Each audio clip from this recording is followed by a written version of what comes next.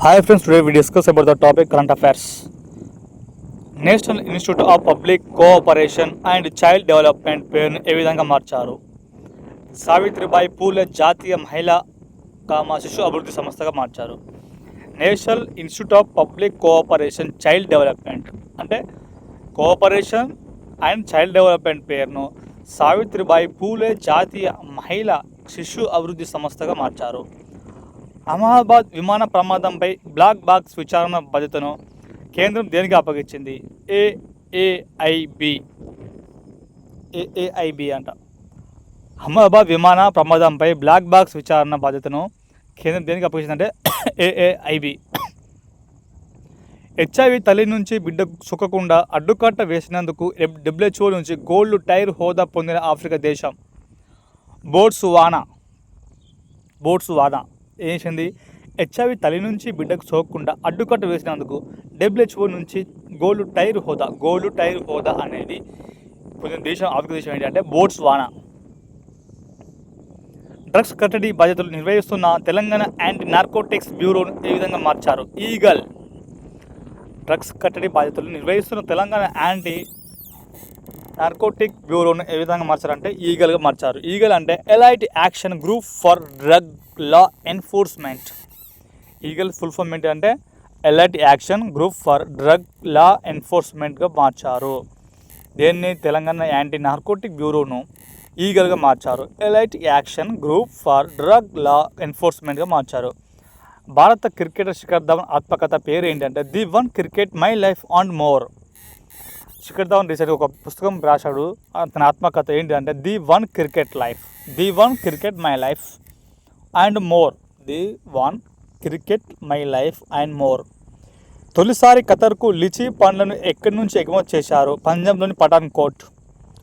తొలిసారి ఖతర్కు లిచీ పండ్లను ఎక్కడి నుంచి ఎగుమతి చేశారంటే ఖతర్కు పంజాబ్లోని పఠాన్కోట్ నుండి ఎగుమతి చేశారు. దేశంలో పశ్చిమ దిశగా ప్రవహించే నదుల సింధు, జీలం, చినాబ్ నీటిని స్వాధీనం చేసుకునేందుకు భారత్ ఏ ప్రాజెక్టు పురోగతించబడింది? Tulbul navigation project. ఓకేనా. రీసెంట్గా పాకిస్తాన్తో మన యుద్ధం జరిగింది కాబట్టి అప్పుడు ఏం చెప్పిందంటే కేంద్రం సెంట్రల్ గవర్నమెంట్ సింధు జలంలో ఆపేసింది. సో సింధు, జీలం, చినాబ్ నదులు ఈ పశ్చిమ దిశగా ప్రవహిస్తాయి ఇటు పాకిస్తాన్ దిశగా. సో అందువల్ల దీనికోసం భారత్ ప్రాజెక్ట్ స్టార్ట్ చేసింది.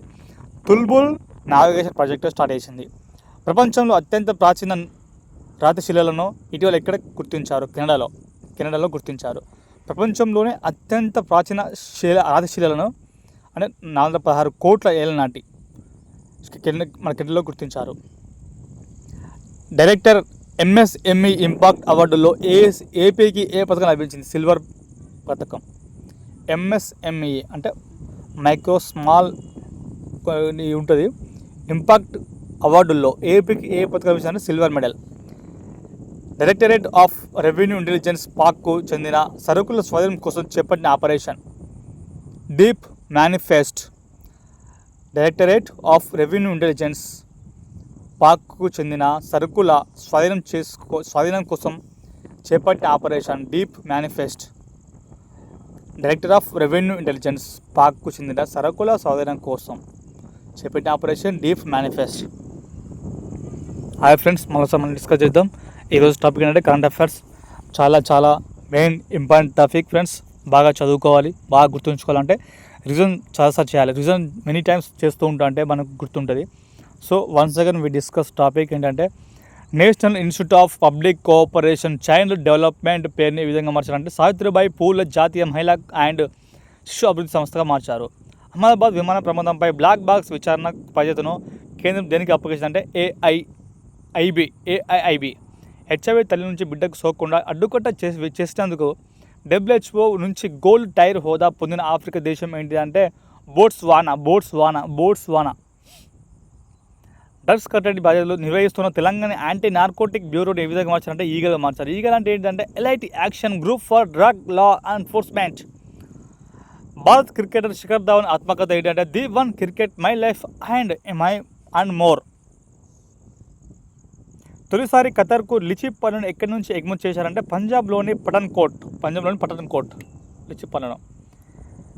దేశంలో పశ్చిమ దిశగా ప్రవహించే నదుల సింధు, జీలం, చినాబ్ నీటిని సద్వినియోగం చేసుకునేందుకు భారత్ ఏ ప్రాజెక్టును పునరుద్ధరించింది? తుల్బుల్ నావిగేషన్ ప్రాజెక్టును స్టార్ట్ చేసింది. ప్రపంచంలో అత్యంత ప్రాచీన 416 కోట్ల ఏళ్ల నాటి రాతి శిలలను ఇటీవల ఎక్కడ గుర్తించారు? కెనడాలో గుర్తించారు. ఎంఎస్ఎంఈ ఇంపాక్ట్ అవార్డులో ఏపీకి ఏ పథకం లభించిందంటే సిల్వర్ పథకం. డైరెక్టర్ ఆఫ్ రెవెన్యూ ఇంటెలిజెన్స్ పాక్కు చెందిన సరుకుల స్వాధీనం కోసం చేపట్టిన operation deep manifest. Okay friends, బాగా చదవండి, సక్సెస్ అవ్వండి. రోజు కష్టపడితే ఖచ్చితంగా మన ప్రయత్నం మనం సాధిస్తాము. We try everyday, we practice everyday. Practice is the most important in our life.